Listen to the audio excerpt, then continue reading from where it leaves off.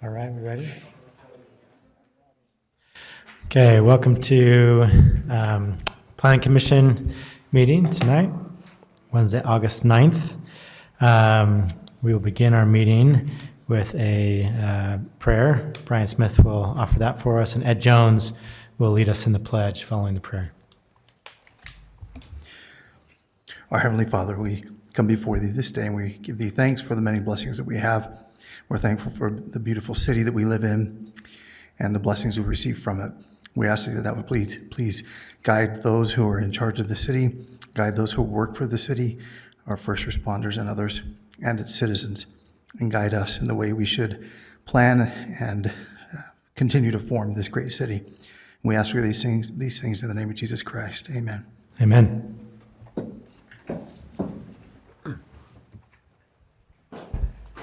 Please repeat the Pledge of Allegiance after me. I pledge allegiance to the flag of the United States of America and to the republic for which it stands, one nation under God, indivisible, with liberty and justice for all.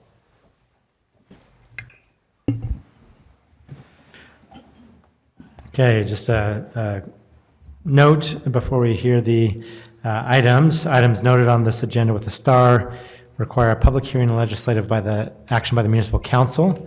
So we will just be forwarding a recommendation. That's just item 3. The other items 1 and 2, are administrative and require the approval only of the Planning Commission.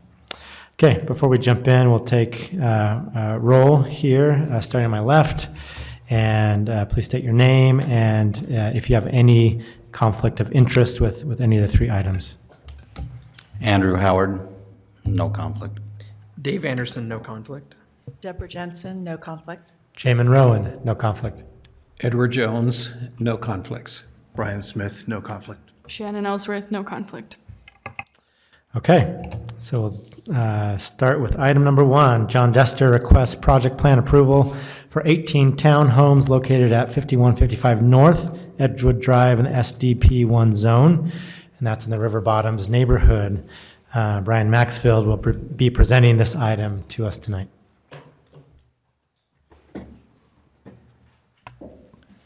We start off by orienting you to the site. You can see here, Riverwoods, the shopping area, is in the bottom of the screen, kind of goes off screen, that area. The movie theaters are back off this corner. This is the residential portion that's tied into Riverwood development. The lots you can see over here show the way it was subdivided out, and in staff report it gives some detail as to what was planned for each of those lots.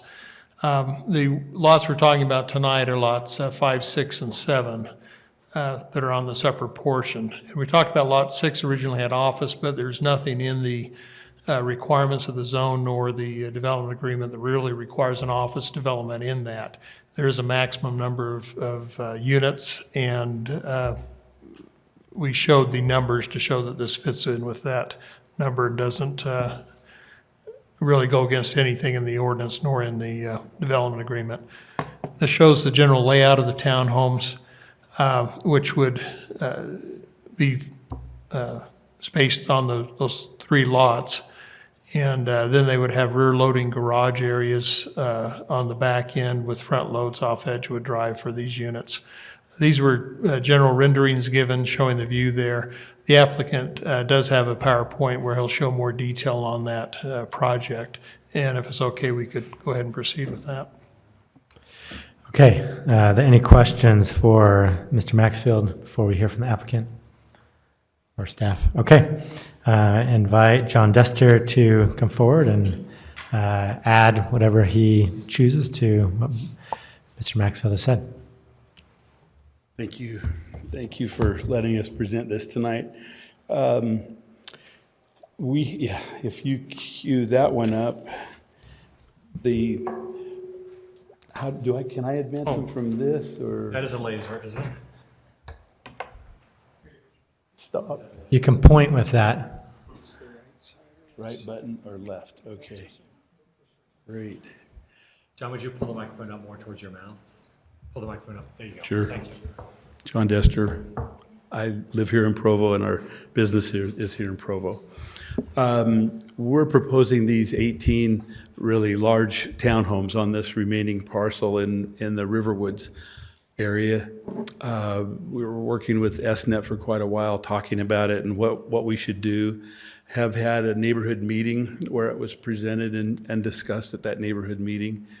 And it's gone through just a few different iterations, but essentially the last project that I saw that was proposed for this property were 44 apartments. And we weren't interested in doing anything like that, given the surrounding area and the neighborhood and really the classiness of the whole area. I figured it needed that we should do something very nice. And we're proposing these just 18 townhomes. They are, as I said, they're large. They're about 2,500 square feet, probably is the smallest one, to 3,000 to 3,500 square feet. Right now, they're proposed for 3 stories, probably an attic in the top.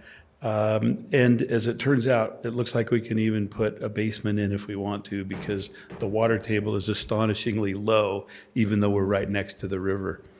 So this is not necessarily very representative. It was early on, but it shows not so much the architectural style or detailing, but it does give you an idea of the massing of the units. So Edgewood is right here. River Park Road is right there that goes back behind or in front of the other townhomes that are existing. And so this is a view from that direction. And then the next one is I asked him to draw us a rendering that shows the back, because the back is a real key to how I wanted it to turn out. Again, they don't look like this necessarily, but that's how tall they would be. I envision a lot of large decks, and Rick didn't even draw the decks quite as big as I wanted, but those decks are really important to be able to look back into the trees and the river that's back there. So that just gives you an idea of that. This slide is in there to just show that we don't have very many homes, and we also have about 4 or 5 different plans. So there probably won't be 2 houses alike in the project. There's no reason to have any 2 of them be the same in terms of either exterior or color scheme or anything. And the colors there were an attempt for us in our office to figure out, okay, how many of this plan could go and so on. These are sketches I decided to put them together today. You'll see in more detail in a minute. But I wanted to see how they all, if they're lined up the way I've proposed, what does the streetscape really look like? And so that's it. That's kind of a little preview. We'll return to that in a minute. But the original inspiration, as far as the architecture, what I want them to look like would come from Northern Virginia, Washington, D.C. area, to where they're very stately. One of our elevations is a total copy of that right there. I want an end unit to look just like that. Or that. These colors are what we envision, some stone, some brick. We might even have some fun, and I'll show you in a minute, one that's stucco, that's equally elegant, but it's not like any stucco ones that are around. This cracks me up. That's like a view if you were a dog looking up at looking up at them. But this is all what we intend to have them look like. Now, not that deck. I noticed that wooden weird deck on the side of that. We probably will have some decks in that way, but they won't look like that. This is a project that's down the river bottoms I did about 30 years ago. These are also 2.5 stories high, and they've been there for 30 plus years. So they're in the neighborhood. You guys probably know about those. So our preliminary sketches, and the reason I say preliminary is that the final drawings for each one of these will likely be pretty customized to what a particular homeowner really chooses it. In other words, some floor plans, we could actually have a floor plan that maybe looks like this, window-wise, but they want it over here. Well, that will probably mean that one will go there. And we're able to come up with enough different It's those colonial elements, if you will, or traditional elements, are what that will include in all the homes. This is Rick drew me a front and a rear. This is actually the back. So these three unit. Let's see that. We didn't put that together right because it should be, the fronts should be 14, 15, and 16 going along there and 14, 15, and 16 here. I will say it doesn't matter because well and truly that could be 14, 15, and 16 as well.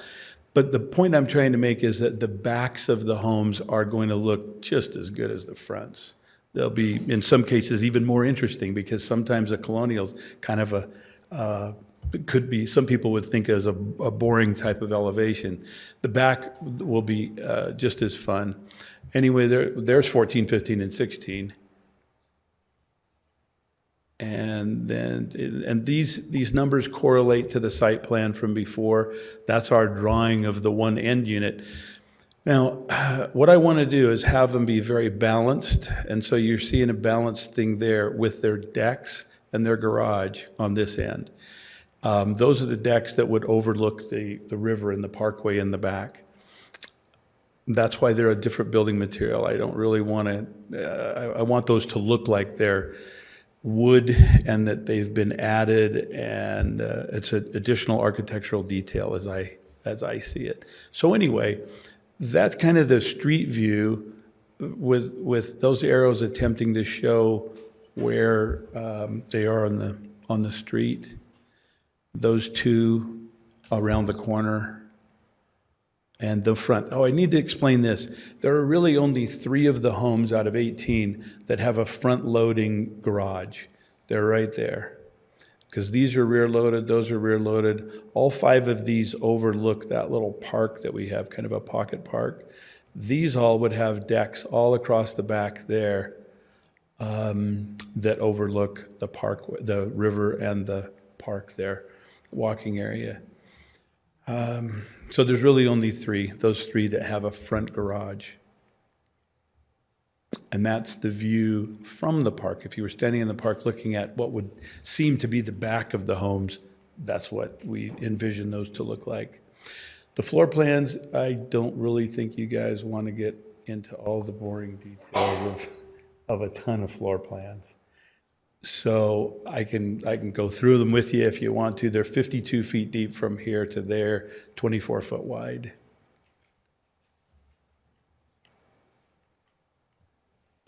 And I will answer any questions. Okay, thank you, Mr. Dester. Any questions? Mr. Smith? 2 questions. What's the distance from the back of the river-facing ones to the actual river itself? How far is it? Yeah. I'm gonna, let's see, we could go back and grab a site plan. The 100 feet, we have to have no building within 100 feet. So back of the what would you say, the bank of the river, there's a line that is, all of our buildings are behind that 100 foot. There's a little bit of the parking area, the lower parking, that's in that 100 feet, but no buildings. So it's close to 100 feet-ish, around there. 100 feet plus. 100 feet plus, right? Okay. Right. It's 100 plus feet, probably 135. Okay. And I forgot my second question, so it A wasn't good important. way to jump to the, well, there we go. 100-foot clips that corner. So, yeah, Okay. that's it, right on that corner. Okay, Mr. Jones? Yes, Who is your architect? it's Terry Judd. Oh, okay. I just wanted to make sure that there was not a conflict that I might have had. Oh, You're fine. okay. Great. Any other questions for Mr. Dester and Ms. Ellsworth? Would the customer or buyer rather have their house facing the street or the river? Well, luckily, the way I see it is they get to face both ways. And being 3 stories tall, the other towns, I've been in these townhomes that are right here, and when you're up that high, it's kind of neat. You have a view, the fronts of these homes right here, and those will all have a view amazing of the mountains. Even though there's big buildings down there, they're not big enough to obliterate the mountains, and so that's pretty cool. And then, as I saw it, the backs of all of these, where you're kind of just have a deck and are able to relax and enjoy the park and the river back there, all of those, we purposely wanted those to face the river. I want the back, if you will. Master bedrooms have a deck, things like that out the back. Gotcha. I was just going to say, sorry. I appreciate the attention to detail on the back because there will be a lot more, probably more users and pedestrians on the river trail than on that little street. So thanks Absolutely. for adding detail to the back. And we wanted to hide the cars, really, and so there's private parking for each home. There's an extra parking place. There's 2 in the garage, of course, and then every one of them has a dedicated off-street. These in the front have actually got 2 dedicated, private parking places for each. So then, with 3 stories, and you said the potential for basement, could some of them be 1 lower story and then 2 above, and differentiating heights, or would you imagine there'd just be 4 stories? The ones that could have a basement, really, I see being right here, and then you'd have a basement that would be totally below grade. We've been checking the water level down there for 3 or 4 months, and astonishingly, our piezometers that are down 20 feet are dry. So it's really weird to have the river there and not have a water table. But we haven't decided yet whether to even do that or not, to offer the basement. And then is there ability for elevators in any of these? There are. If we looked closely at the floor plans, there are some areas where closets line up and things like that that we could put an elevator. Thanks. Okay, any other questions for Mr. Dester? If not, we'll move on to public comment. We'll begin by inviting the neighborhood chair of the River Bottoms neighborhood to come forward if she or he is here.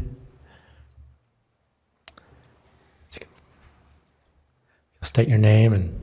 Hi, I'm Dave Rosen. I'm the River Bottoms Neighborhood Chair, and we have held meetings of the River Bottoms regarding this project with no negative votes or consequences.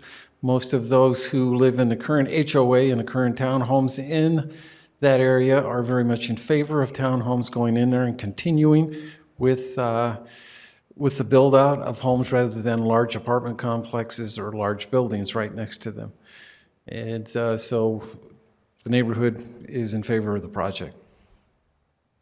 Great, that was easy. Thank you. Okay, if there are any other neighborhood chairs from other neighborhoods in the city who wish to speak to this item, they're welcome to come forward. If not, open it up to public comment. Anyone here who wishes to speak to this item? Okay, we'll return it to the Planning Commission for discussion and or a motion. It seems in harmony with the current project that's there. Yeah, I'll make a motion. great. I would move that we grant project plan approval for the 18 townhomes located at 5155 North Edgewood Drive in the SDP 1 zone with conditions of the complete review from the DRC and meeting all the CRC requirements. Thanks. Is there a second? I'll second. Okay. Mr. Andrews with the second. All those in favor of the motion, please indicate. Aye. Any opposed? Okay. Unanimous approval. Thank you, Mr. Dester. We'll move on to item number 2. Charlie Openshaw requests project plan approval for a new warehouse and parking lot located behind Days Market, located at 352 East, 3200 North, in the neighborhood shopping center zone in the Edgemont neighborhood. And Brian Maxfield, again, will be presenting this item to us today. Okay, to orient you to this site, we have, it's up in Edgemont neighborhood, Days Market. Most of you, I think, are probably pretty familiar with the area. We have Canyon Road on the right, and then on the north, 3200 North that goes back. The project is the vacant area that's just east of the single-family home and just west of the bank financial institution there on the corner and the storage building that kind of hugs on the border of the site. The map on the right shows the zoning. It's an interesting zone, SC1, because you have a grocery store in it, which, if you look at the code, grocery stores usually go in SC2, but it's SC1.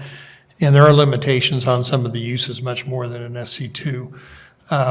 The warehouse, though, is an ancillary use to the grocery store, so it's not really in and of itself a use in the building. Any use going in there would have to be something permitted or at least approved through a conditional use permit. And then showing again the adjoining zones with the plan, the professional office and the general commercial zone with where the Ripley's drive-in is. This one shows the general site plan for the area. The building proposed is outlined here. Would be a little more detail on the right, but about 3,200 square feet.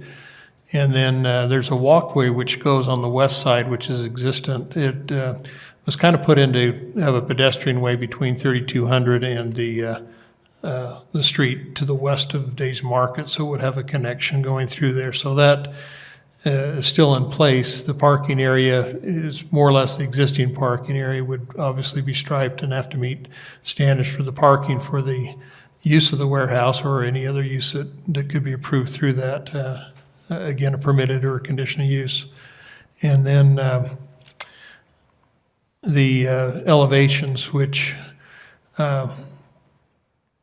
by direction looking from the west, this would be toward the residential area. The one underneath that would be the one from the parking area to the toward Days Market. The one below that is from the street at 3,200, and then this one would be from the remaining commercial area there to the east side. The Design Review Committee did look at this, and then we have those comments, or at least the initial comments in your staff report that talk about their desire to see some element on the 3,200 side, a little more defining element through that area, and then also some additional landscaping that could buffer more the west side and the north side. This is an initial rendering of an additional landscaping. It's not the final approval, but just showing what they mean by that, where that area could be buffered from the street in a more direct fashion. With that, are there any questions?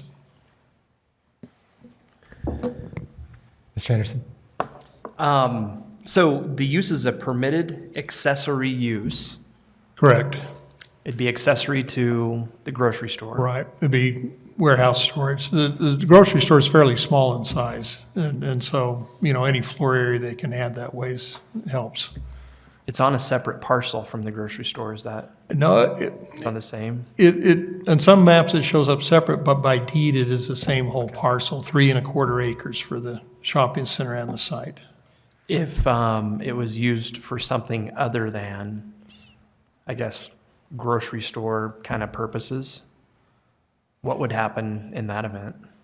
Yeah, the applicant has looked at trying to possibly relocate their exercise facility that's on the front of the building now. As they renovate the center, do some other changes, they could temporarily locate it back there.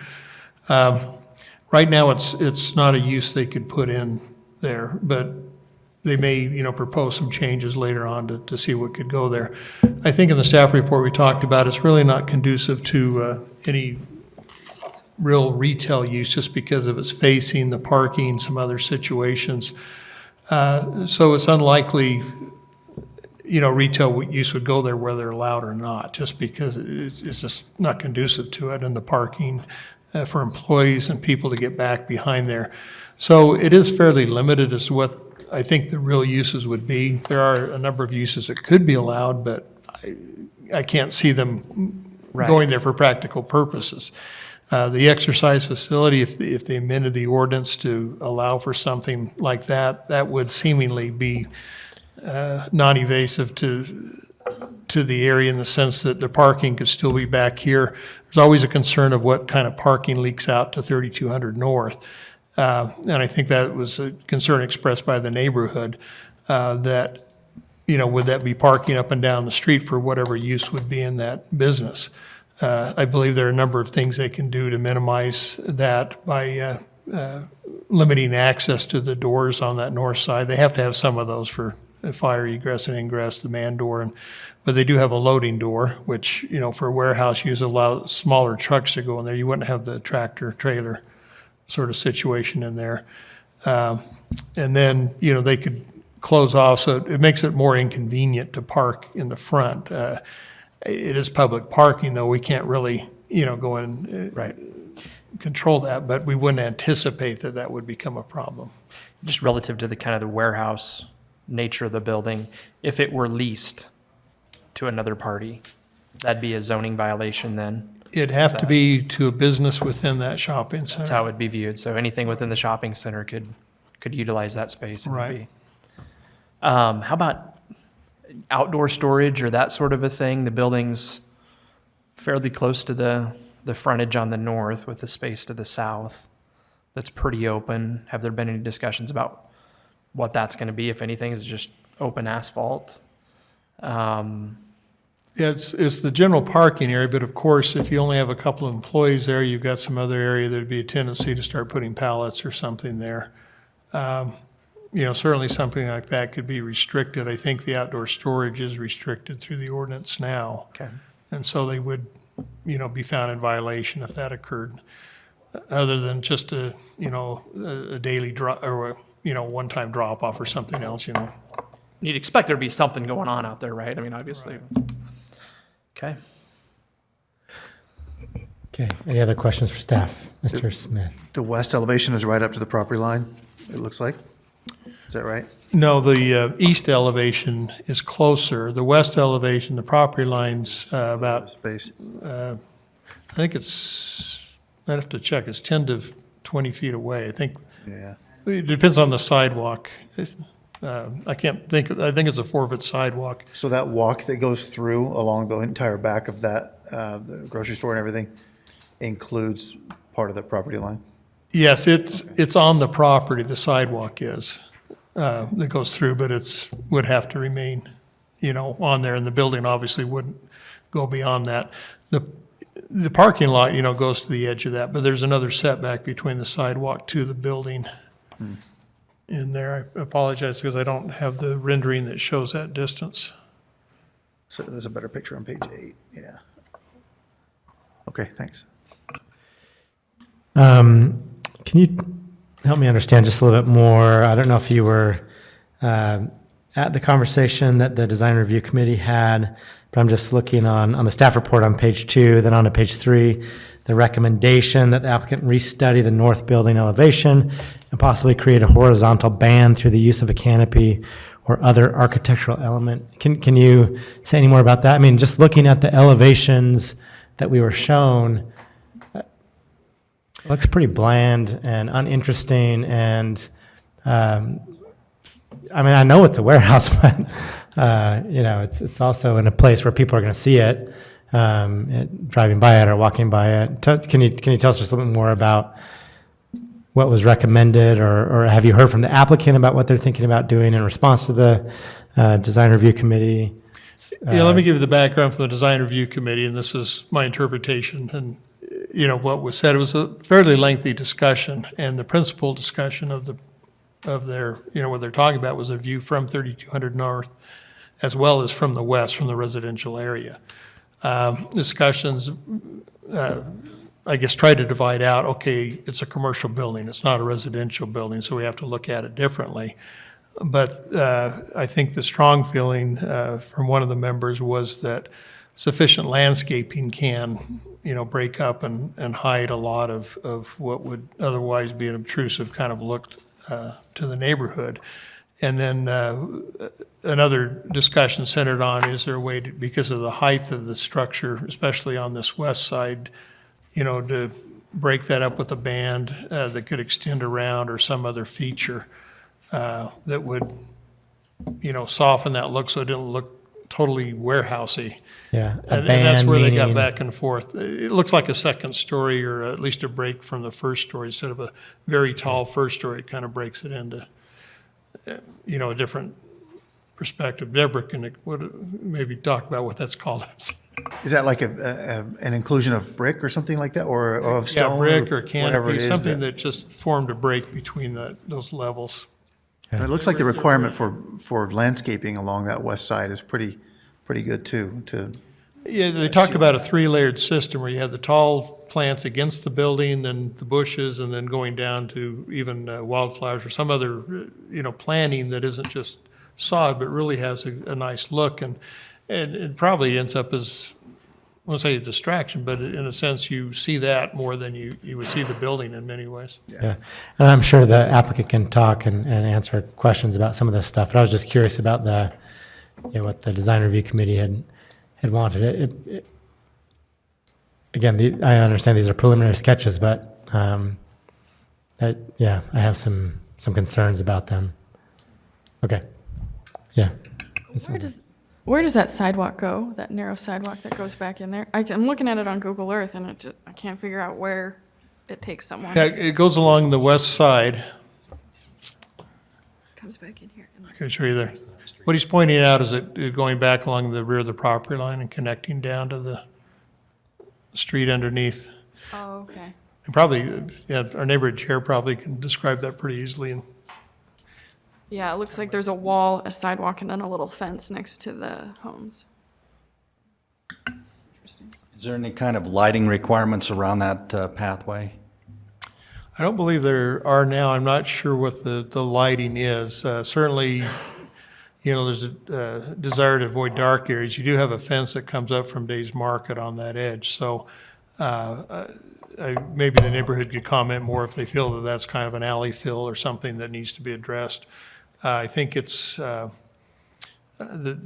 market. I think we had some of the dates in there, went in the 70s, or 1980, somewhere in there. And the things that were addressed in the minutes and in the files we have really dealt with the street to the west and the street to the south, and didn't really talk a lot about the area to the north. And so that's, we're trying to look and see if there's some requirement on that area. It did have the landscaping, did have the walkway, and the walkway, was tied into it, but really nothing else that pinned anything down. Mr. Jones. Is there lighting along the back of Days Market? Perhaps we could look at Google Street View and see if there's any lighting fixtures on the back of that building? There are in the back in their loading area, but they're kind of down lights and everything. It's more of a security. I don't think they do a lot of unloading. They're probably restricted from unloading. And again, I probably maybe defer to the neighborhood chair that would. Or the applicant, or the vice chair. Ms. Jensen. Just a quick question. Is the fence that's around the perimeter of Days Market on the back side, on the west side, is that a solid fence, chain link? It's both. Okay. I think it's block along the street going back through this area, but it doesn't become chain link as you. Is it all blocked?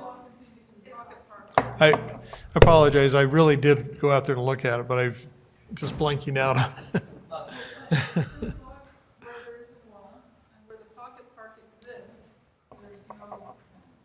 Okay, so it does change with the park thing. Okay. Yes, Ms. Elder. That's not a park, is it? No, it's not an official park.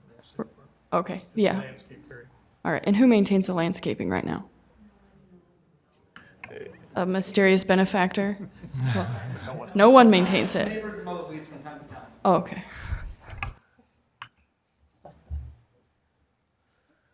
Okay, any other questions for staff before we hear from the applicant? Okay, invite Charlie Openshaw or a representative to come forward. Hello, Commissioners. Thank you. My name's Mark Greenwood. I'm with ALM Engineering here in Provo. And Mr. Openshaw asked me to represent him. He is here, by the way, if we need to ask him some questions. But Mr. Openshaw approached me several months ago as he was looking at this property, and he purchased this property fairly recently.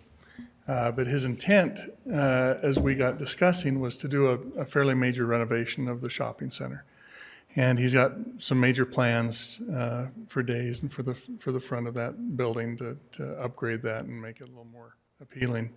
In the process of doing that, we were discussing this and his need for more warehouse space that could be used for the day's market, as well as possibly some personal space for himself. He lives in the neighborhood, so this is his home as well.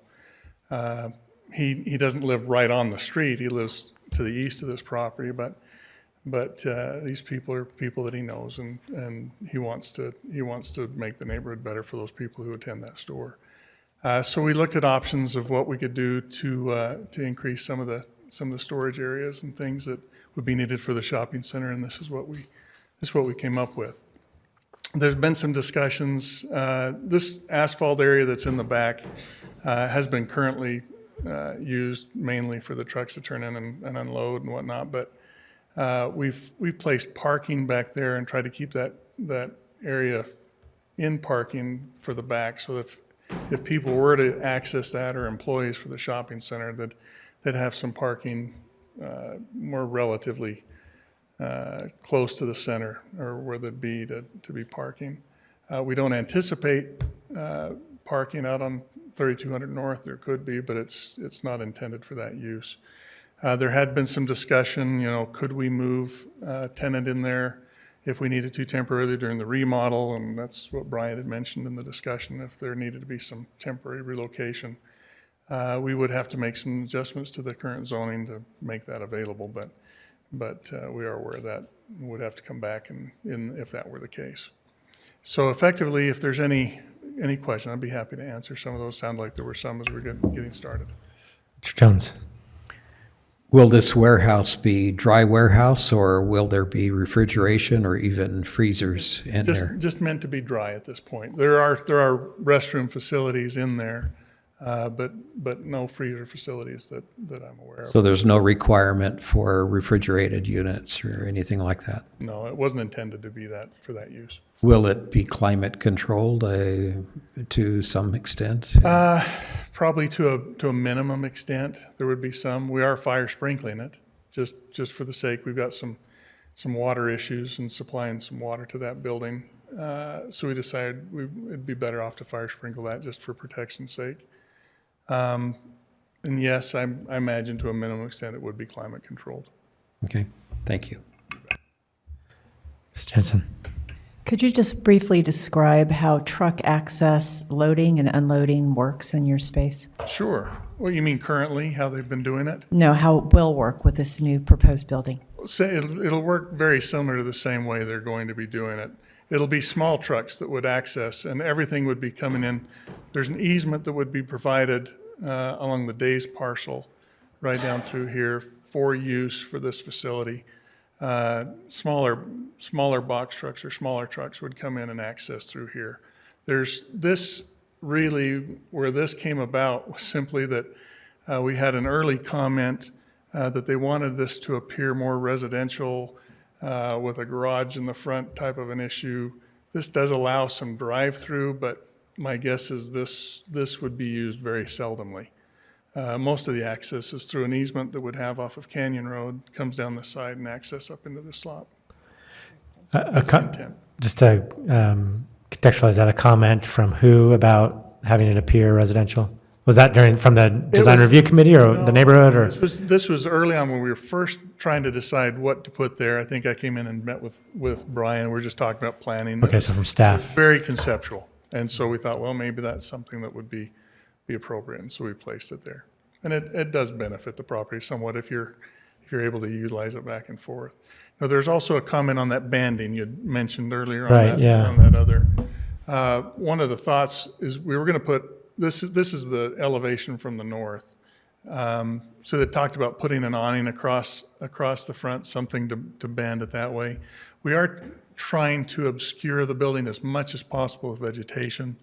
So the awning is certainly a possibility if that would be required. We have no we have no desire not to do that. I mean, we're fine putting that in. But putting in multiple layers of trees and shrubs in the front as well as on, this is the west side here, to make sure we get those, that block either obscured by landscaping. We figured that was probably the best route there for its use. I don't know if this is the right time to make this comment, but I just want to throw it out there, and anticipating that some of the concerns, as we've heard, will be about kind of people parking along 3200 North, and we can have a richer discussion about that later. But I wonder if having that driveway there, I mean, what if you were to take that away? I don't know if we can go back to the picture that would show the driveway. You know, if you were to take this away and continue heavily landscaping this, it would suggest even more than it does now that this is not an access point. And I don't know if you need that to be an access point still or not. But it's certainly helpful to the use. We don't want to limit ourselves too much, but you know, I can see the point with parking. I don't anticipate. I think would rather control access with door entries and maybe keep those doors locked or something during business hours, right, or those kind of things. But again, just an idea, given that it doesn't sound like you're kind of deeply committed to the driveway per se. It came from an early suggestion. I better let the owner speak to that Okay, before I wiped it out. But yeah. Anyways, that might just be something worth sure, worth thinking about. Again, in principle, I like the idea of, you know, it echoing kind of the design of the neighborhood with the driveway and so forth. But if parking is the kind of deal breaker concern, that may be one thing to consider. I don't know.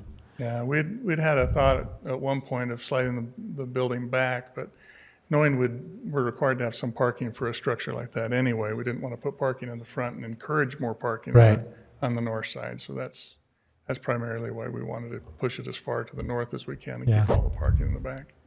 And then you briefly mentioned just kind of design stuff. Can you just tell me a little bit about the conversation from your perspective that you had with the DRC and how you've responded to some of those concerns? I mean, you mentioned briefly the kind of awning idea, but didn't want to put too much kind of investment in that when it's not intended to be an access point. Or And I have to paraphrase this. I wasn't actually in the DRC. I've heard this third person from the owner and from the city. It appeared primarily, there were several comments, and evidently it was a fairly lengthy discussion, 45 minutes or so as they went back and forth. But primarily it seemed like the word that I received as I've talked to these other people was a way of trying to landscape and fix that block so it looked a little bit more attractive. So that's kind of the direction we were headed with we weren't trying to make it look like a residential home. It's in a commercial property. It is a commercial building. But we wanted to make it as pleasing and interesting to look at, and landscaping appeared to be the solution. And from what I understand, that's what DRC was asking for as well. Correct me if I'm wrong there, Brian, but that's what I so understand. your sense was landscaping was the principal solution to. Okay, Mr. Smith. The south-facing dock, is that a raised loading dock, or This is one that here? ground level? That's a ground level. Okay. That's a ground level. So you'll be able to drive right from that parking lot to about inside. Thanks. Okay, are there any other questions for Mr. Greenwood? Okay.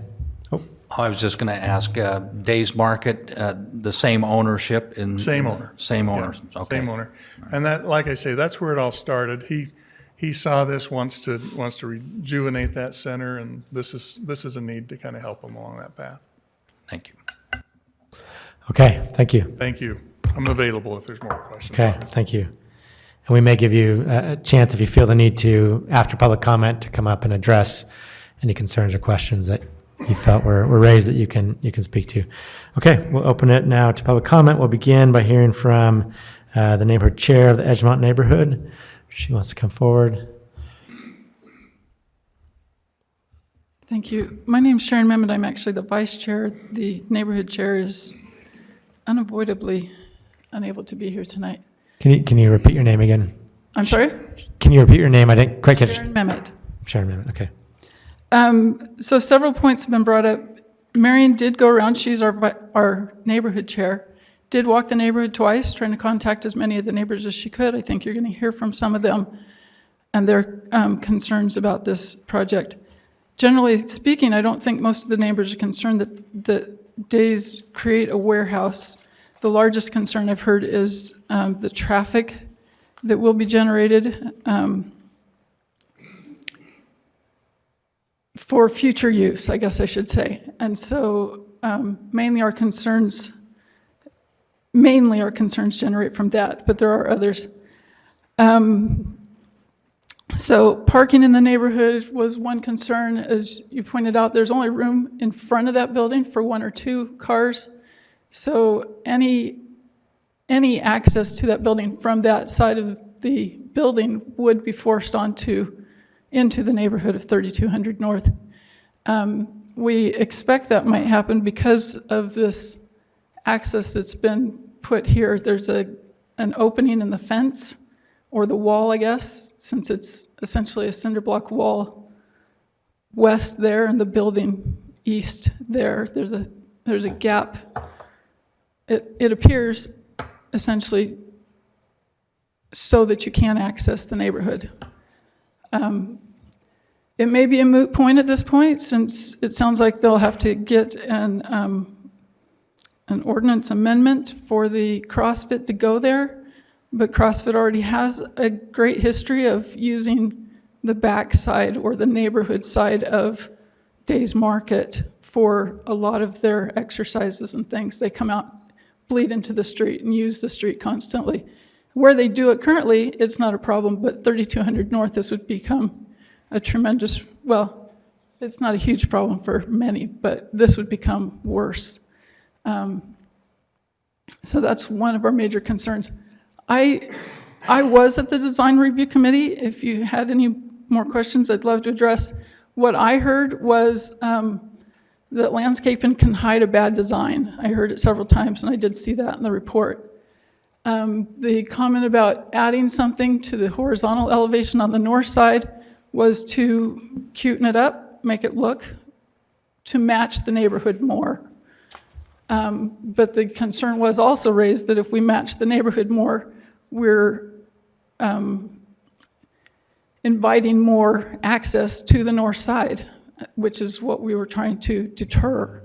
So removing that door, I did suggest in that meeting, I don't know extremely what use it is, but removing that garage door, I think, would deter that access.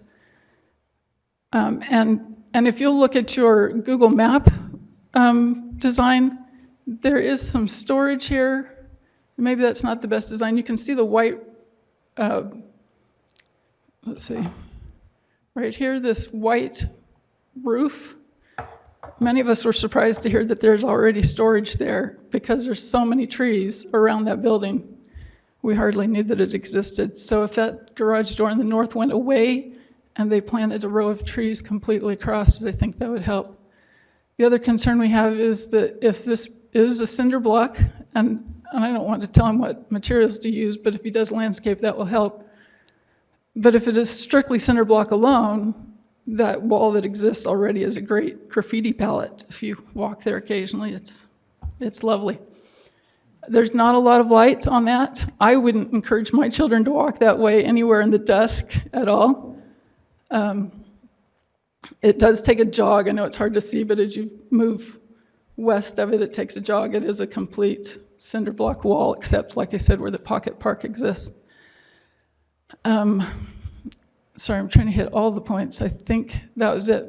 And the other concern that we have, of course, is that if we're trying to look to the future, if this building is used as a warehouse, that's great, but it's built with bathrooms and other things that would allow this to become another storefront. And if this is built in such a way that it encourages a storefront on 3200 North, then we're going to have all this parking bleed into the neighborhood. Because parking back there, to me, sounds problematic with all the big trucks that go back there. That's how they access.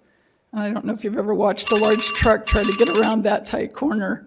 He has to have access to that part where you're putting parking. if you have any other questions. But I did go to the design review committee, and that's what we heard, so. Okay, thank you very much. Any other neighborhood chairs from other neighborhoods in the city that wish to come forward and address this item? Okay, we'll open up to public comment at this point and invite you to limit yourself to 3 minutes. You'll have a little timer up there.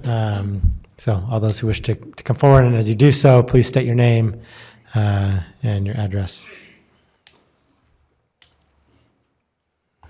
Good evening. My name is Benjamin Loveridge, and I own the property directly to the west of the proposed warehouse, which was identified as the most impacted property. My family has lived here for 35 years, and my investment in the area has only grown over time as I've made this home for my children.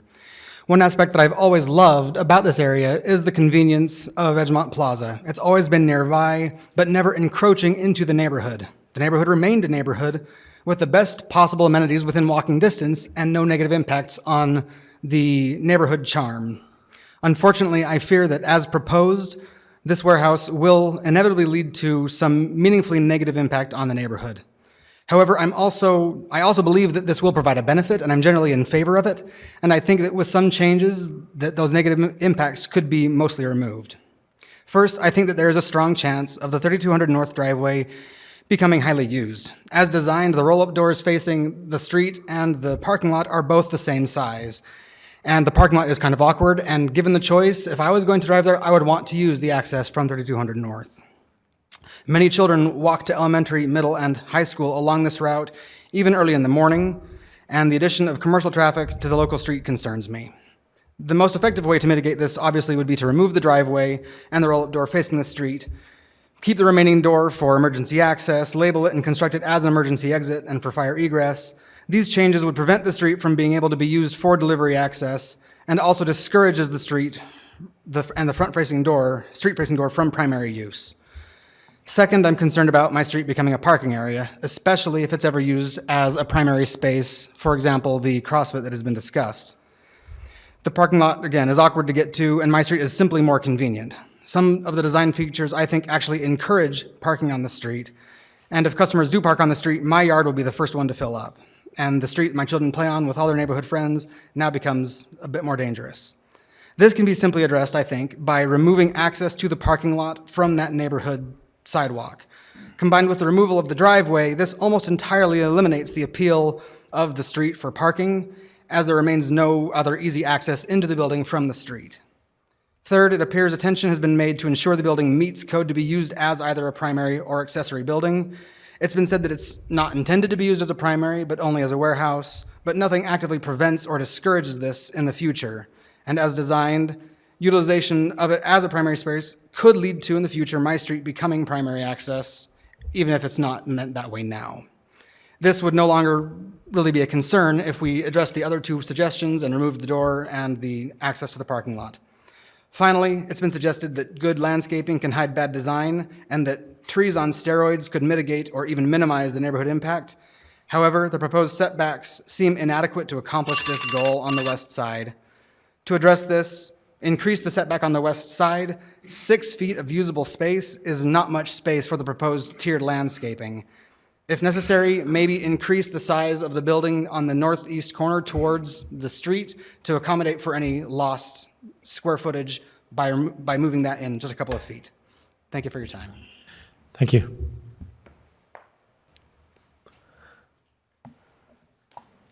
My name is Amy Wilcox, and I live on 3200 North, just a couple doors down from Ben Loveridge. I have a letter from Beth Jorgensen, who lives across the street from me, also on 3200 North, that she asked me to read. To whom it may concern, regarding the proposition to build on the lot north of Days Market, I strongly object to having a new warehouse and parking lot at 352 East 3200 North in Provo. I am a longtime resident on this street, which currently has 18 young children, including one child who is deaf. I feel this warehouse and parking lot would not be ideal at this location. Thank you, Beth Jorgensen.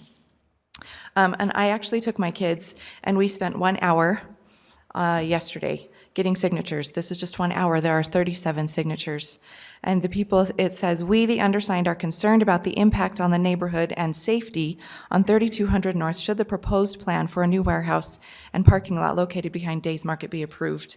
I would like to echo what Ben said. I'm concerned that it might be inviting for people to park on 3200 North.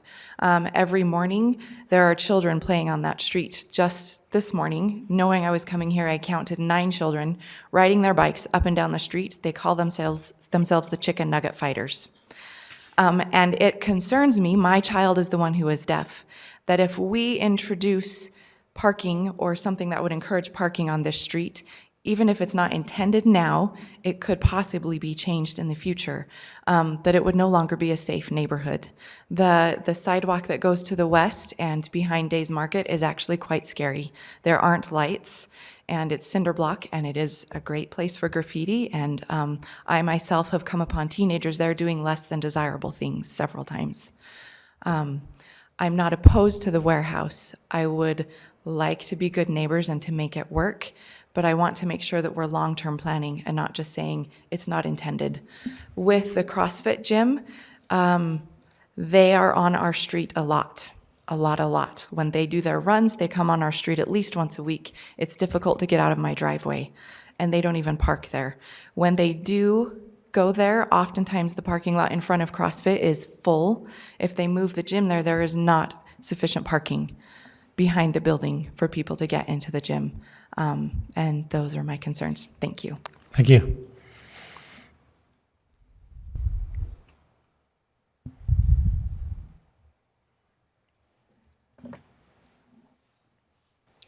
My name is Dan Doxey. I live at 205 East, 3250 North, which is the next neighborhood above this. The 19 kids that were mentioned on that street really are right on that street. I live in the neighborhood north of that where all those kids also use this street to get to Days Market, to get to the church building that's across Canyon Road, and to get to the sidewalk which leads to Edgemont Elementary School. This thoroughfare is highly trafficked by children and by people accessing the neighborhood. It's the only access point to my neighborhood other than the one that is up north, closer to Edgemont Elementary School. So there's 2 access points to a subdivision of homes. That's one of them. I believe that having a garage-looking appearance is a nice effort, but my strong preference is to not have that be any kind of loading going on there. I agree with the previous comments. There should be a door for fire purposes, but also and lots of landscaping. So that's all I have to say. I just wanted to be heard. I prefer it not become parking for anything out there. Thank you.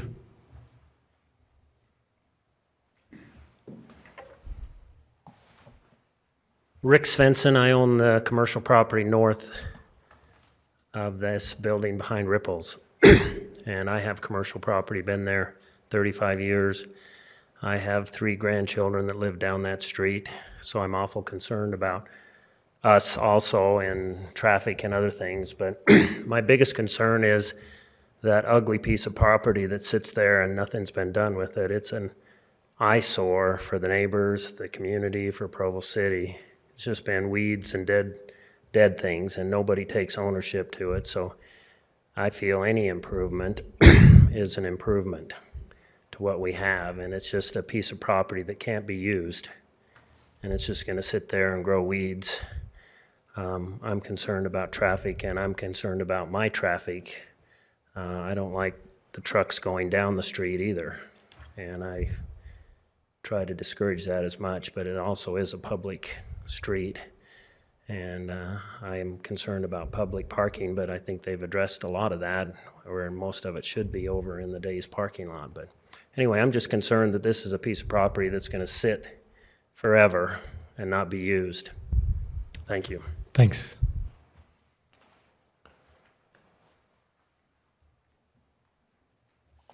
So my name is Mark Showalter. I live in the house kitty corner to that. So I don't have any necessarily negative reactions to having that there, but the one thing that I haven't heard addressed is the issue of sound. So currently, when trucks come in and load things early in the morning, you can hear that halfway down the street. And so by creating a new warehouse and introducing a significant amount, possibly of additional truck traffic, it would be nice if there could be some attempt to try to mitigate the sound through landscaping, through trees or something like that. In addition to that part, right by the building, perhaps be thinking about the sound along that, what's currently the concrete wall, to mitigate the sound of trucks that echoes through the neighborhood, especially early in the morning. So that'd be the one issue that I think would be also helpful to think about in the design process. Thanks. Thank you.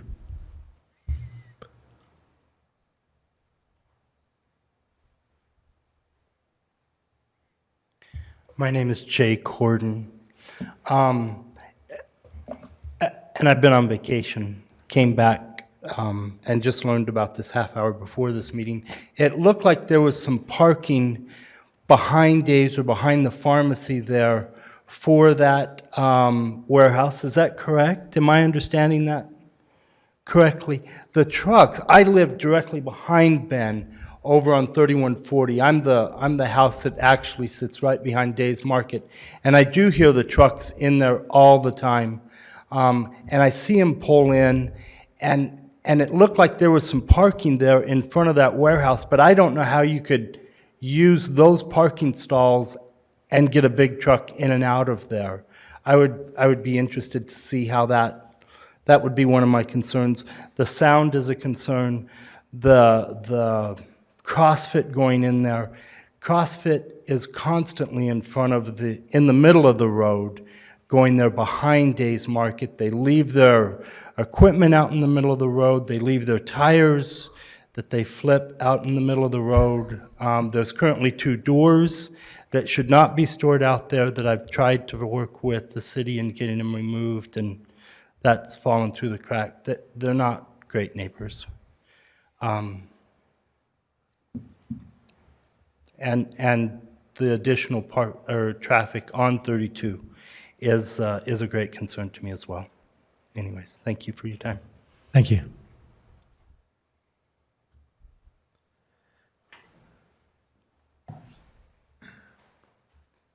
Eric Svensson. I'm the son of Rick Svensson. I use the commercial property across the street. I have 3 children. I live on the street. It is my commute to walk past this property every day. It is ugly. The pine trees are overgrown. It's usually weeds. I think the dandelions in my lawn are from this property, and I constantly fight them.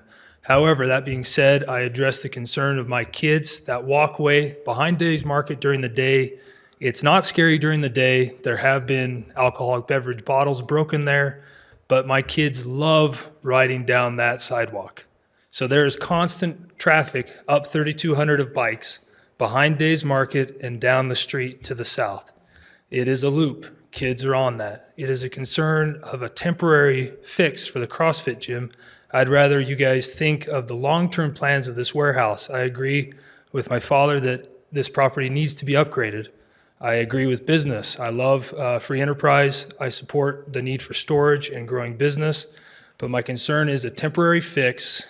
And I don't know if you guys know what CrossFit is, but usually it's not a group of 8 people traveling in one minivan and showing up. It's usually between 10 and 25 people in a group class, all driving separate cars.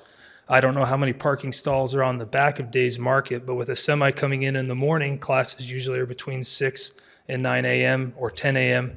And that's when all the CrossFit people are coming, trucks are coming, and that is a concern that is a temporary fix. So I think that a lot of the spillway will be on 3200 North for those CrossFit gym members. Well, is that going to be for the next 3 or 4 years, or the next 10 years or 20 years? That's a concern I have, and so I hope you guys think about the long-term improvement of this property.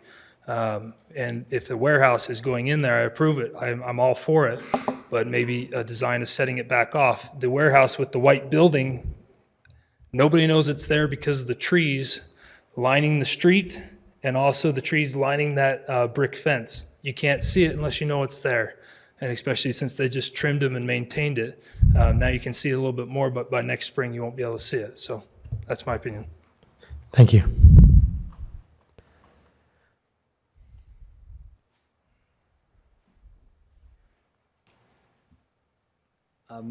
I've got a few questions on the zoning. According to the zoning that it's currently under, there's only Excuse me, requirement. can you say your name? Sorry, I'm Chris Nelson. I live on 3200 North, down the street, 285. My concern is the zoning, just as long as we follow the zoning things. According to the zoning, there's only 30% of the property can be covered with buildings. I don't know if this will now exceed that. And also the setbacks, I don't know if, it is going on a residential street, and originally when, I think this works, originally, okay, when Days was actually built, that was put in there to give a buffer from the zone. Now they want to take it out and put it in a building. And that's fine, but if you look at the setbacks, if the housing setback right here, I think is 20, 25 feet from the street, and from the looks of it on the plot plan, the original that I had, it looked like the front corner was only going to be 10 feet away from the sidewalk. Would it not need to be the same setbacks as these houses? Because if you have put in a two-story building 10 feet away from that sidewalk up there, it's now going to be way out in front of that house, the house right here. And I think that's going to really deter from the neighborhood. You know, and then my concern too is if they, like they said, if they put parking spaces back in here, the trucks come in here, use that to back in and then get out. And if any of that's taken away, I don't see how that traffic won't start showing up on 3200 North. And then the height requirements is 2 stories. I don't know, they didn't say in the plot plan how high it was going to be. This building here, you actually can see it quite very good from down here on the street, because there is no trees right through here. You can see it. And there's a big, ugly cell tower on it as well. So, but, you know, again, my concern is that they keep to the zoning requirements, and the 10 feet off that road there, I think it should be the same requirements as the house next to it, because that's just going to be a big eyesore right there. So, let's see if there's anything else. And then just, again, parking spots. If they add more square footage, they got to add more parking spots, and where's that going to come from? So, thanks. Okay, thank you. Okay. Are there any other issues of concern or questions that we haven't already heard from the public that need to be addressed? If not, I'm going to allow Mr. Greenwood or Mr. Openshaw to come back and address any of the concerns or issues that they wish to address, and then we'll return it to the Planning Commission for discussion. But any other concerns that we haven't already heard raised? Okay.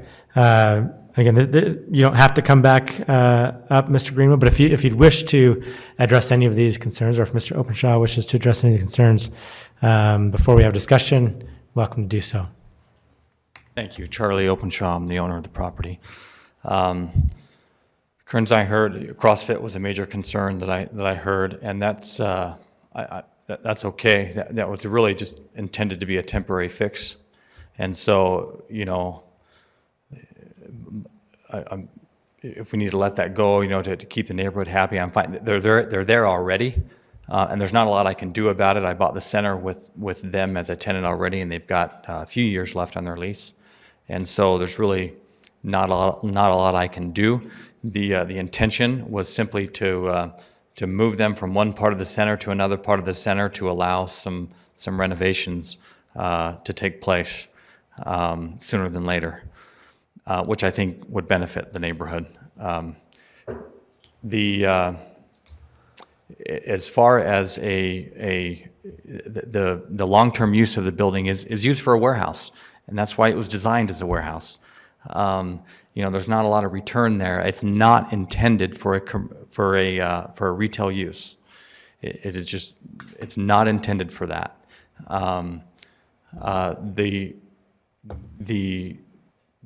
The garage, the overhead door on the front of the building facing 3200 North was really intended for my personal use. If I wanted to put a boat or something or a car in there, I can do that. It is a commercial piece of property, and it seems a little bit crazy to not have access off of a public street to that property. So I don't think that's asking for too much there. But what other concern? Oh, there was a concern on a gap in the gap in the wall there, where kids or people could access the property. I always thought that the community liked that. I've had some feedback from some neighbors and from Days themselves that they like that gap, but I'm happy to block that off to where they can't access back there. Frankly, it's probably better for me for liability reasons, but so I'm happy to do that too. I'm happy to really do what I can to try to not make any enemies here and appease the neighborhood. I live there myself, and I don't want to go home and have my house burned down. But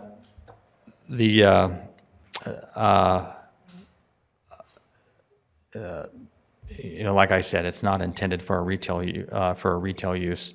The intended use is really long term. Is for warehouse use, whether that's for me personally or for Days. It will be for Days, and it's a question of whether I can use that personally too or not. If they'll allow me to do that, but that's the intended long term use of the property. So, can I address any other concerns as far as parking or I can't control where people park. I just can't do that. And I've tried to design the building in a way where and create as much parking in the back there's been a lot of discussion with Days and with the actual drivers of those trucks who go back there. To where we have designed the site to where we've on the site plan where we've placed those parking stalls that will still allow those trucks to make the deliveries where they need to make them. There will be absolutely zero deliveries off of 3200 North. It's not intended for that, and it's not practical for that. That means they would have to come through that warehouse to get to the other Days, to their loading dock. It's just not. It's not feasible, and there's no, there's no dock there on 3200 North either, which is what those loading trucks need for Days. So again, I'll just reiterate that there will be no loading trucks on 3200 North. But let's see, how do we handle this? I guess there's one. This isn't necessarily conventional, but just a few hands of maybe concerns that have already been brought up that. I didn't mean to open. Sorry, you Yeah. back. So I Yeah. was okay. No, you're good. One comment that came out of the previous review committee that I saw in the summary reports that I've seen was that one method of mitigating street access would be to have the roll-up door on the north side be controlled in some way that it couldn't be used. Essentially, I guess here's the scenario that I'm envisioning. Even if we block off the access from the sidewalk, which you said you're happy to do, but we left that roll-up door there and we temporarily moved CrossFit in there, can they just prop that open and let people use it anyway, or is there a way of preventing them from using that? If we leave it there so it can be used in the future for whether it's personal use or retail use, can it be done in such a way that they can't use it for access during that time? I do think that can be addressed, and I do think that, that can be, if CrossFit were to go in there, and that's a big if, I don't see a problem as long as, I'm within code, as long as the fire marshal doesn't, will allow it, but to keep those doors locked, we do have some control because it's not necessarily a retail use. We do have some control over who accesses that building. And so that's a good question and it's a good point. And I do think, assuming the fire marshal will allow it, you can do things like lock those doors, specifically the overhead door. You might not, maybe the man door you have to keep open, but that overhead door, if it was stayed locked or shut, I don't have a problem with that as long as the fire marshal doesn't. But. Okay, any questions for Mr. Openshaw from the commission? One question, there's a building there's a warehouse that's right across the street and a little bit to the east from your proposed site that's already got a roll-up door there. Right. Or two. I mean, it doesn't look like yours is going to look that much different, but a lot better or more landscaping. And so I don't understand really from the neighborhood why this is so much or any different from what's already there, just immediately to the north and east of what you're proposing. So is there something that I'm missing that yours would be far different from what's already there to the north and east of this proposed site? Not that I'm aware of. Okay, thanks. Setbacks quite a bit different between what's being proposed and what's actually there. The setback from the street or the new building is much closer to the street than the current building on the opposite side. I'm just following what's in the code for as far as the setback is concerned. So and again, to create ample parking in the back, and to still allow those trucks to be able to make their deliveries behind, we need to push that building as to that setback line as far as we can. To accomplish as many parking stalls in the back as we need. And that's why it was designed that way. Ms. Husman. I just have two clarifications and one question. The clarification I have is that's not a park, that's a commercial property, correct? That's correct. Okay. And then the second clarification is you own that section of a sidewalk, but there's no easement there, is that correct? Mark, is there an easement? That's correct. Right, okay, so you could just do anything you wanted there. And then the question I have is, can you bring back the Chilean restaurant? Ole. I wish I could. Thanks. I have a question. The warehouse is going to be primarily used to store goods from Days Market. Is that the intended use? That's their intended use, yes. And they're tenants of yours? That's correct. And such a thing might make them more competitive in the marketplace? I would think so. Days has been around a long time. They're an independent grocer. And I appreciate everything that the community has said here. I mean, I think it's been very cogent in the discussions. From a business point of view, I like to see those independent grocers stick around and maintain their presence in the community. A lot of people work there, and it's convenient, and you know them. And anyway, so if it helps them be viable, I think that's a point. Thank you. Okay, any other questions for Mr. Openshaw before we turn the item to discussion? Is this microphone on the way down for a comment now or later? Later. Okay, thank you. Okay, thank you. Thanks. We'll return this item to the municipal council, to the city planning commission at this point, and after the discussion, wish to hear a motion. I've got a couple more questions. Sure. Yeah, that's what I'm saying. Yeah, we can have a discussion, and then after the discussion, we'll need to make a motion.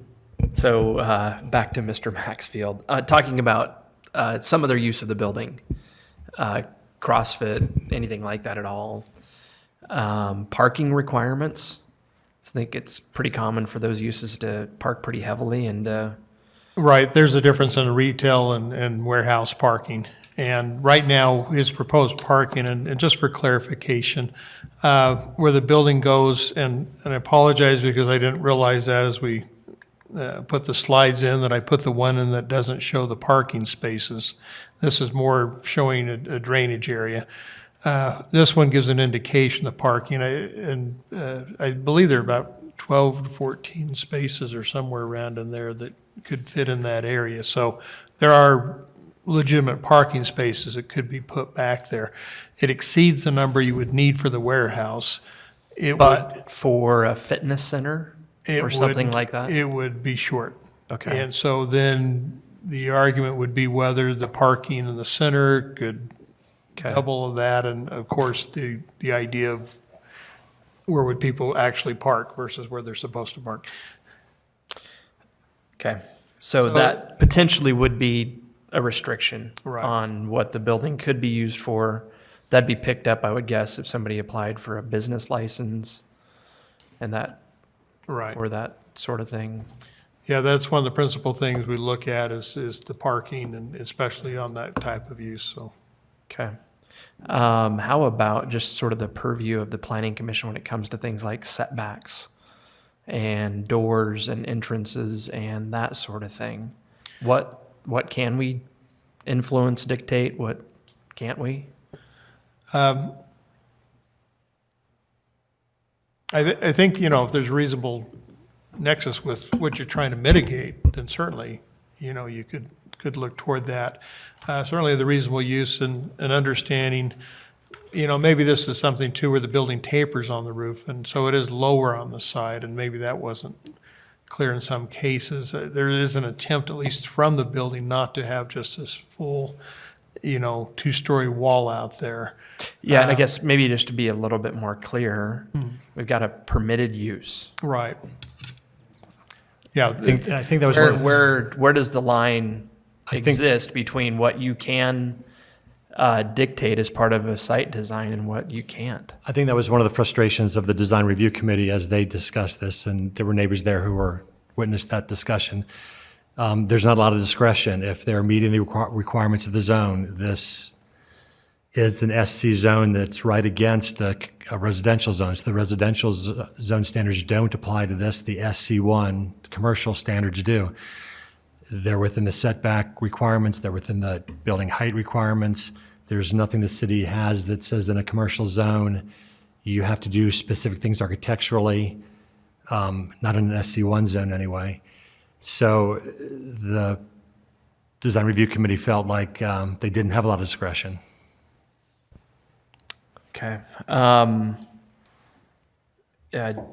Last question, I think. Just in terms of, I hate the word buffer, but something at the property line, chain link fence, is what I understand exists today. That is the property line to the west where the property abuts the residential use to the west. Right. Is that- On the west side of the sidewalk, Yes. yes. Are there any standards in place that would require something other than a chain link fence, something that at least is solid, or a masonry wall or something like that? Or is that something that, again, would be reasonable to require the applicant to? Yeah, between zones on residential, it does call out the need for a solid fence. Okay. Unless something else is agreed to. With, including the neighbor's agreement. So the change in zone does require a heavier fence requirement than you would otherwise have. Okay, so I guess in light of that, I feel like I don't want to say that our hands are necessarily tied, but what I'm hearing is that there's not a lot of latitude that we have as a body to necessarily require things that are a lot different from what the applicants proposed. I personally, and I don't know how the neighbor to the west feels, but for me, something as simple as a good substantial barrier at that property line seems to make a lot of sense, and sounds like that could be required. It's required by code already. Yeah. But I guess that's my 2 cents. We're just, a lot of the things that we've heard tonight, I think, make a lot of sense in terms of concerns, parking, access, and different things like that. But again, short of dealing with the idea of the use being something other than a warehouse down the road when that application's made, and making sure that things like parking requirements are met. Again, I feel like our hands are pretty tied. And I just have a question that kind of goes along Dave's line of questioning about buffer requirements or separation of uses. Is there any kind of landscaping requirement between the SC1 and the residential adjacent? So physically, let's say a 10-foot landscape zone. Yes, there's a buffer you have to have on the side of the fence. You can't put parking or hard surface or the building through that area. That's one reason for the tapering, in the sense that the building itself has to have a transition from the residential neighborhood. So, the height of the building moves away from the neighborhood. The same, I think, on the landscape buffer. A lot of that's left up to discretion of the planning commission to look at the site situation, depending on elevation, depending on what's on the other side of the wall. If you have a big wall and put landscaping, you wouldn't even know the landscaping's there. And so, really it's a trade-off yeah. And so that's where I think you have a little discretion on the best way to address that buffer area, that separation between the residential and commercial use. Mr. Jones. I'd just like to make a clarification. There are several comments about noise mitigation, and I can say that landscaping will have no effect whatsoever on noise mitigation. All landscaping does is block the view perhaps and make you less aware of the noise source, but it does not reduce the noise. I say that as an expert in that field. As an expert in that field, can you say what would mitigate? Yeah, it would be a solid construction, like you see on the side of the freeway. And it's got to be high. And it's going to be ugly, just like you see a sound wall alongside the freeway. But it has to be solid material. It can't be landscaping. Sound goes through the landscaping just like it does through a grill cloth in your home loudspeaker. I should add too that the reason I asked the applicant if the space would be refrigerated or even frozen storage provided, and the answer was no.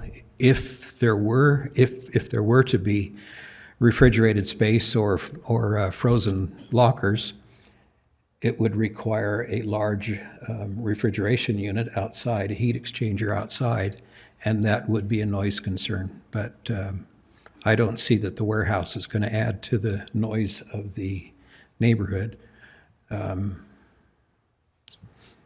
Trucks can't do anything about it. It doesn't appear to me that adding a warehouse is going to add any traffic that isn't already there. Okay, Mr. Smith.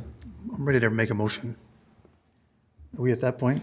Does anyone else have any comments or questions they want to pose? Okay. I would move that we would, this fits, if you look at the corridor, it fits in the corridor. Especially looking at that one across the street that's immediately adjacent to a residence. My motion is that we grant approval of the project plan for the Openshaw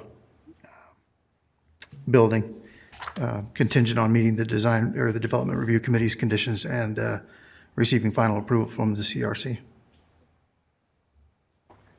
Second. Okay, Mr. Jones, second. Mr. Smith with the motion. Is there discussion on the motion before we vote? Okay, all those in... May I just, Oh, sorry. yeah. Quick clarification. So Mr. Maxfield, relative to that west property line, you're saying that there would be something other than a chain link fence? That's just... Yes, by ordinance, we can require that unless you give some alternative. If you're not giving an alternative, it defaults to the required.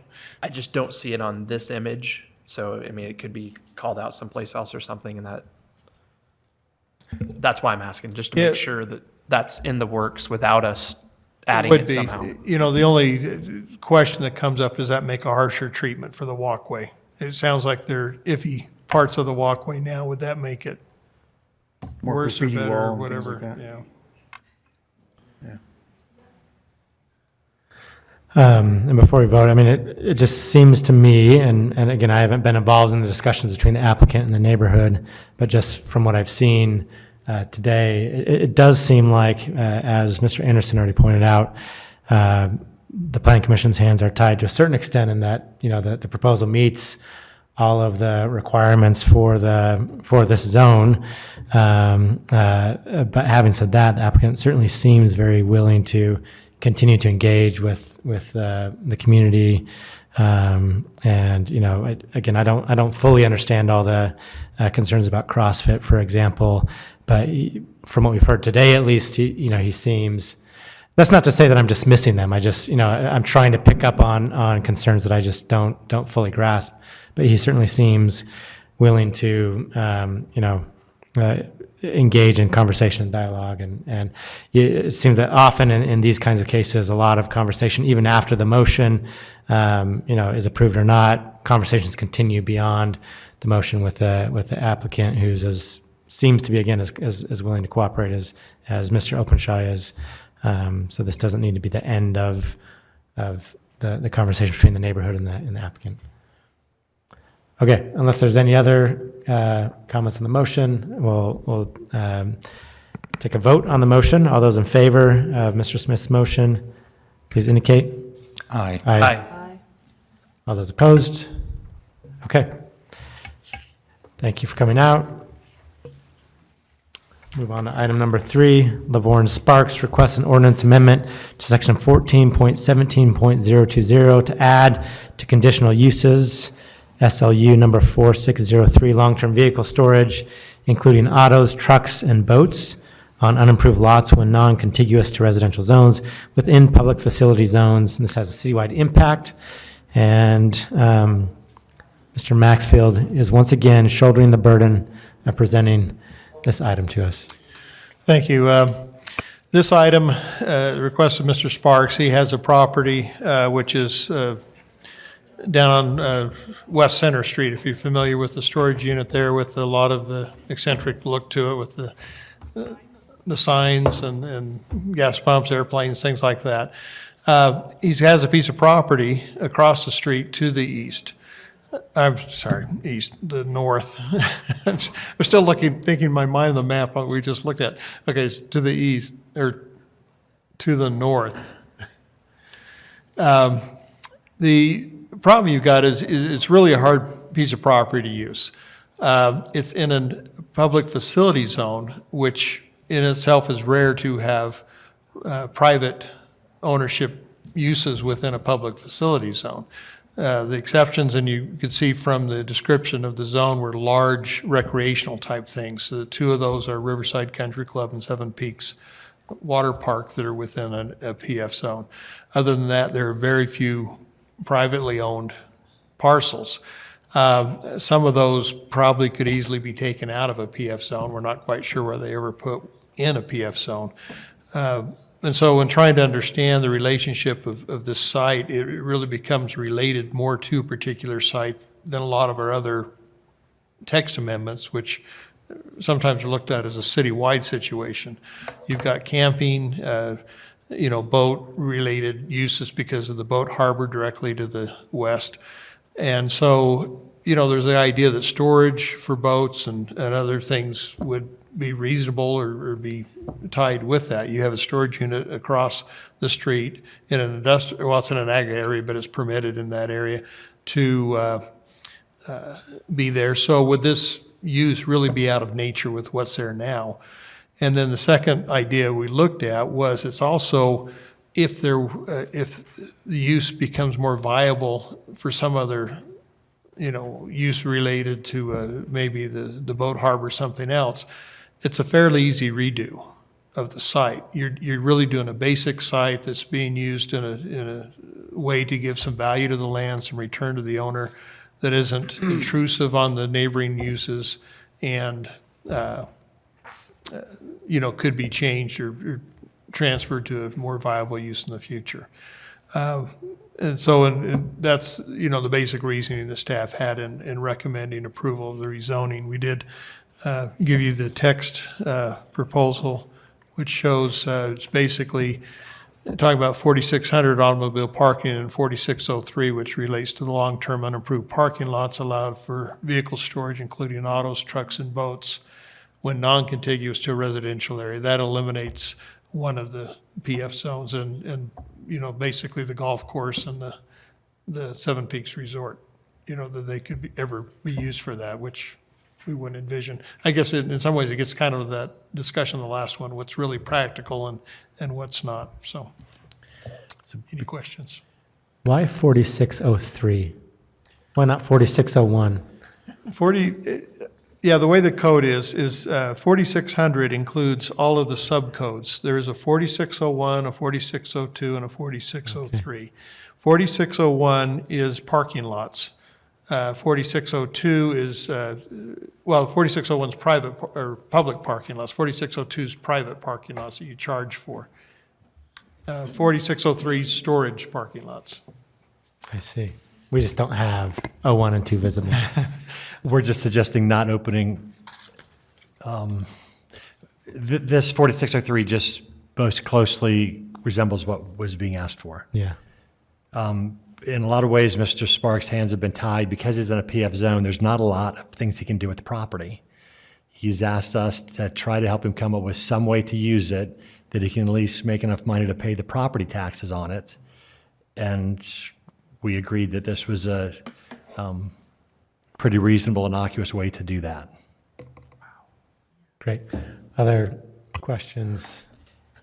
More serious questions, staff? Is this part of lakeside storage then? Is it- Yes, the ownership. Okay, but just relative to the particular property that's the impetus for this, where is it? Is it? It's across the street to the north. So it's on the other side? Right. Okay. Between the river and the road. Okay. Between the river and Center Street. I apologize, some of you have the Google Maps, which is a little better than we're showing you tonight, but.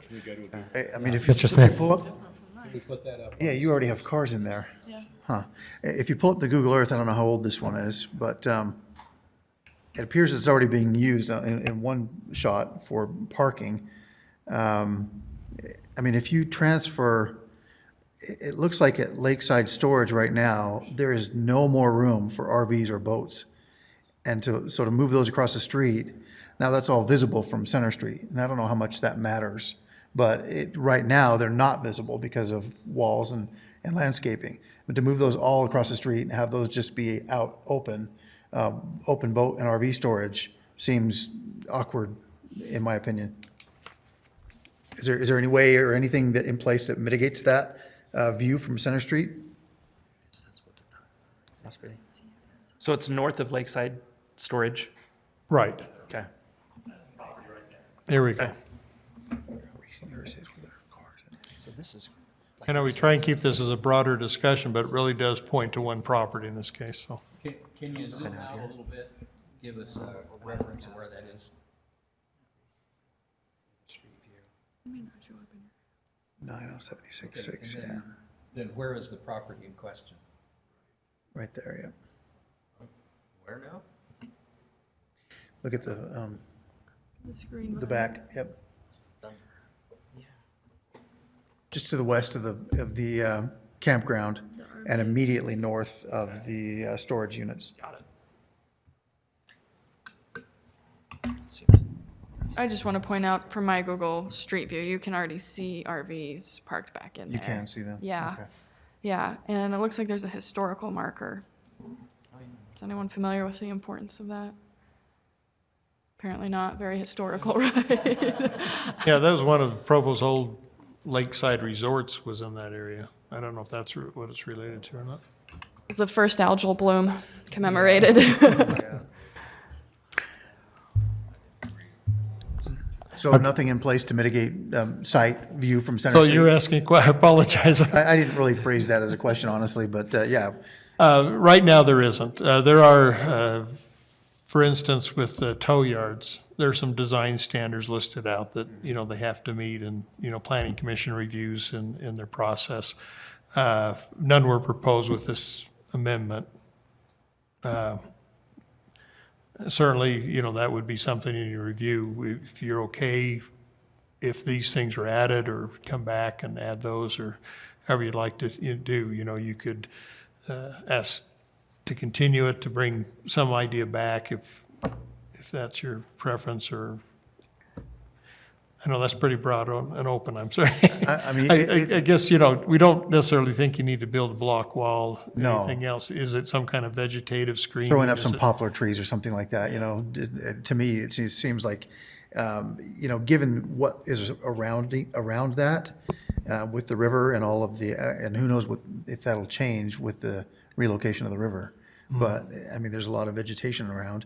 Even the campground is improved and lots of, greenery to keep that. I mean, right now as it is, it's not the most amazing thing to look at. But then you throw up any manner or any form of RV units or boats that are in who knows what shape. What does that turn into? So. Ms. Ellsworth. Oh, okay, sorry. I also like the idea of screening it on the north side between that lot and the river, because if, people are using that River Parkway, then they probably don't want to be looking at this parking lot of vehicles or boats or RVs or whatnot. So I'd be in favor of addressing the screening on the north side as well. Mr. Anderson. Still on screening, the frontage on the south side of Center Street with that storage unit project, that's a little bit unique. It's kind of cool. So, I mean, I think there's some berming there that was done, where it's not a masonry wall, but I think it's fitting for the use and the location, so maybe something along those lines might be worth considering.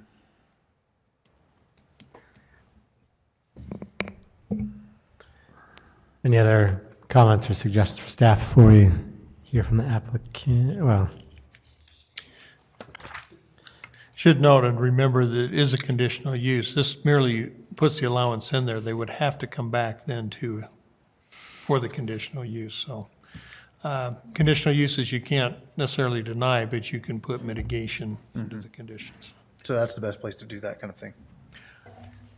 Just using this as an example, now I understand this is citywide. This would apply citywide. Okay. So hypothetically, using this as an example, the proposed change to the ordinance says, in parentheses, when non-contiguous to a residential zone.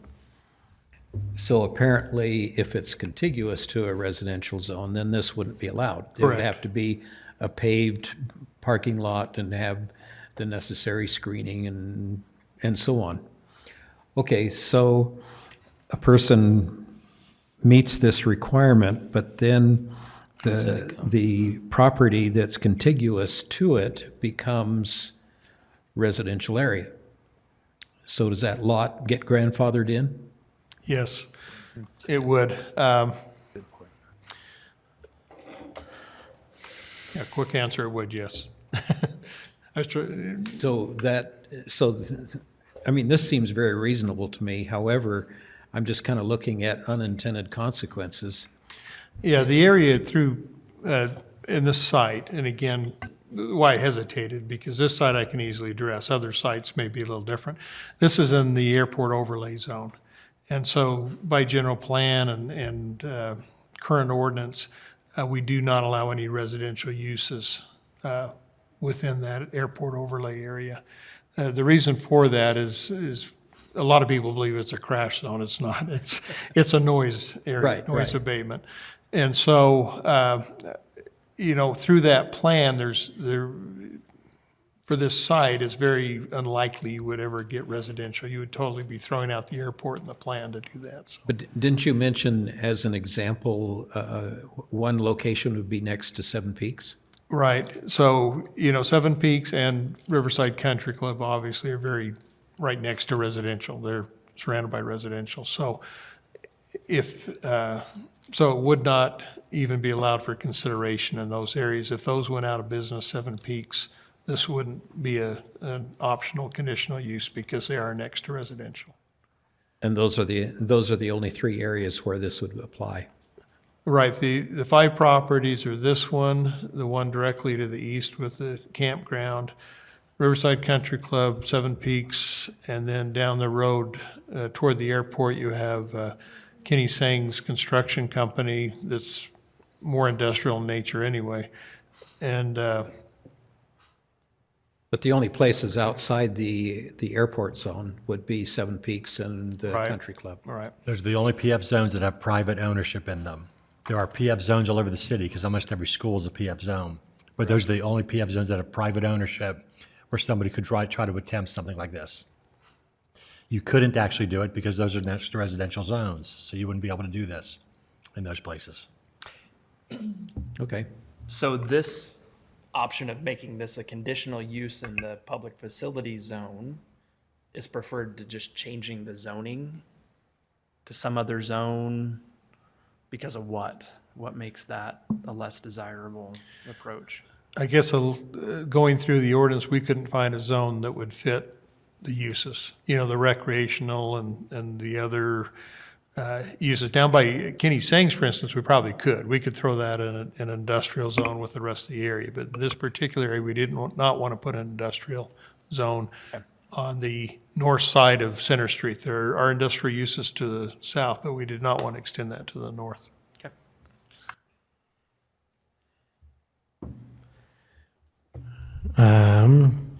Okay. I'm assuming we're done with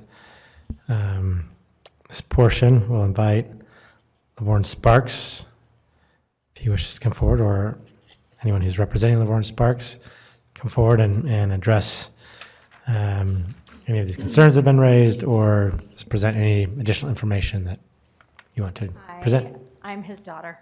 Okay. I'm his daughter, Tiffany. He actually broke his pelvis, so he will not be here. But I think I can answer pretty much anything you want to know. So the question that you asked, or somebody, I think you asked about landscaping, we would do the similar thing that is across the street, it's an eyesore right now. If you go down there and you look at it, it's weeds and trees and we would do an improvement and it would look similar to what we have, like that you've seen.